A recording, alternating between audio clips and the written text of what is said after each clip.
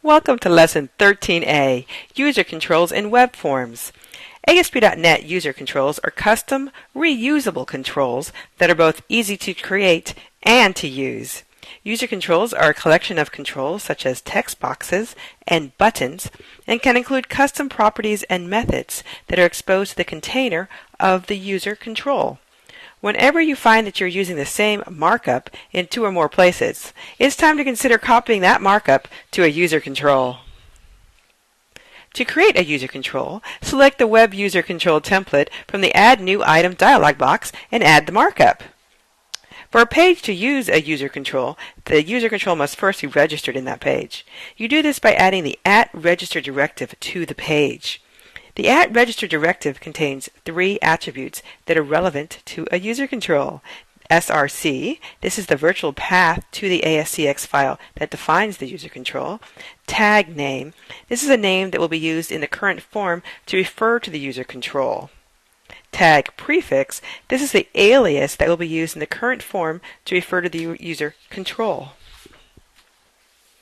You can use the find control method to access a control that is on the user control.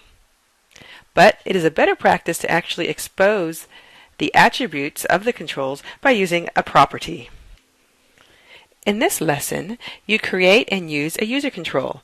The lesson requirements are the input address.aspx file, the input address.aspx.cs file, the input address.aspx.designer.cs file, and the default styles.cs file.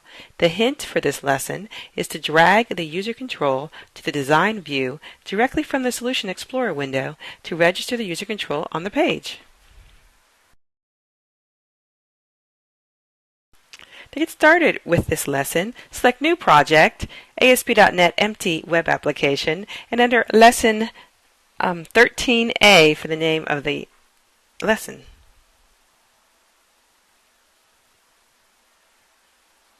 Select Add ASP.NET Folder Theme to add a folder for your theme. Change the name of the default theme to Default. Right-click the Default Themes folder to add an existing item, and navigate to the default styles.css file and click Add. Now, right-click the name of the project and navigate to the input address.aspx file and click Add.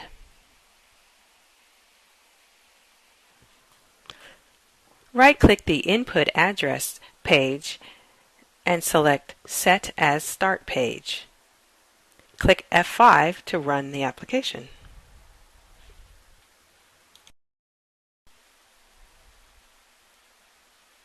The page has both a mailing address and a billing address that seem to be duplicated. Let's move them to a user control. So create a new folder called User Controls.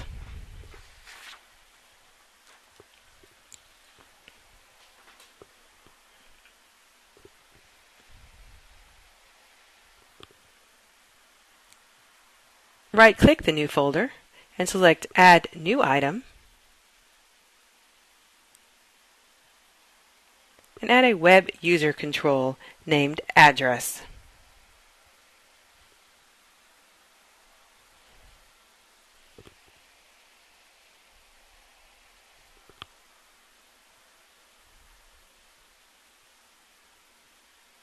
You can see it's empty except for the @control directive. So go to the input address form and just copy everything out of the mailing address and paste it in. Now replace the mailing address title with a literal so that programmatically you can update what is displayed there, and name the literal title. Right-click the page and go to the code and add a couple properties to be able to update that literal value. So we've got the title, so we can set and get the title. Now select Build Lesson 13A to build the project.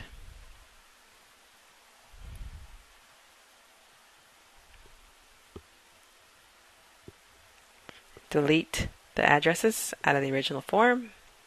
go to Design View and drag the new user control onto the page.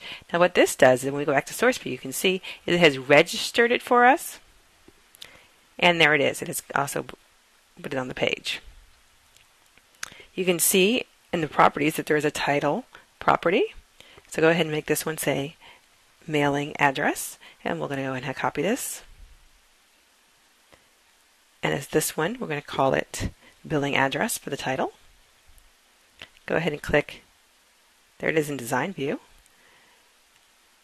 Back to Source View and then click F5 to view it in the browser.